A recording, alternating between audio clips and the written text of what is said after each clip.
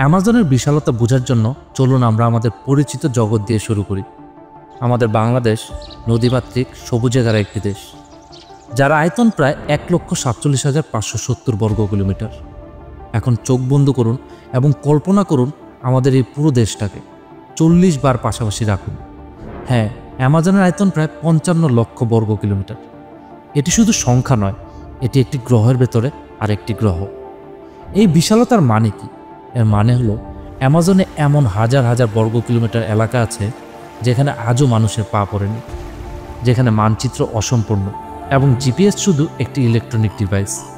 আমাদের দেশে যদি আপনি জঙ্গলে হারিয়ে যান, তাহলে উদ্ধারকর্মী দল আপনাকে খুঁজে পেতে কয়েক ঘন্টা বা কয়েকদিন সময় নেবে।